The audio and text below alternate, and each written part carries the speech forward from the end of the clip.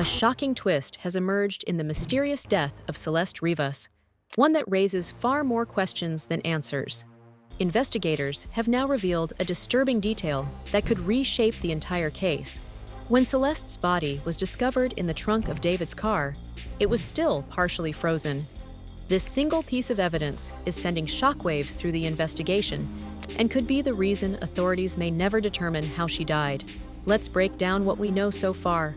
When Celeste's remains were finally uncovered, the condition of her body was nothing short of horrific. Her torso was intact, but her limbs had been severed and were found badly mutilated. The body had been sitting inside that trunk for several days before police impounded the vehicle. Yet despite that time in normal temperatures, the remains were still frozen. This detail alone suggests something chilling, quite literally, that her body may have been stored in a freezer for a prolonged period.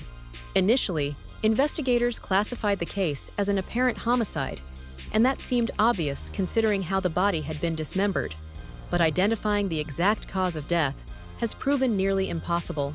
The freezing process, combined with the extensive damage to the remains, effectively erased the clues forensic teams rely on. Without clear indicators like wounds, trauma patterns, or signs of internal harm, determining how Celeste died may forever remain a mystery. And if no cause of death can be identified, the official record may label her death as undetermined. But make no mistake, police are still treating this as a murder investigation. David remains a primary suspect. Authorities believe he may have transported Celeste's body to a remote area in Santa Barbara County during a late-night trip earlier this year. That trip is now considered a major piece of evidence, and it has raised suspicions about where Celeste's body may have been taken and what might have happened during that time. However, this case doesn't end with David. Investigators have confirmed the existence of a second suspect. According to defense attorney Mark Geragos, who has been closely following the case, this individual may have played a significant role not only in dismembering Celeste's body, but also in events linked to her death itself. This means authorities are working with a two-person theory, suggesting this crime was neither spontaneous nor unplanned. It may have required coordination, secrecy, and a disturbing level of preparation. And here's the question that continues to baffle detectives.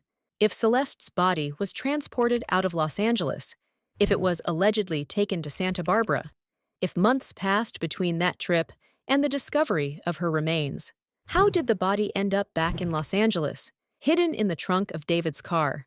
The only explanation that fits the timeline is chilling. Celeste's remains were kept frozen for an extended period, long enough that even after being placed in the vehicle, they hadn't thawed by the time the police found them at the impound lot.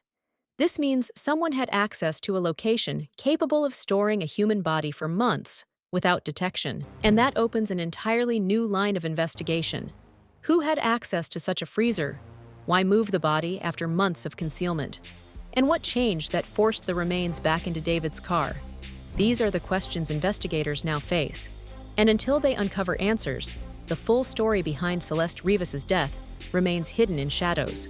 But one thing is certain: the condition of the body, the involvement of multiple suspects, and the unexplained freezing all point toward a disturbing and methodical cover-up.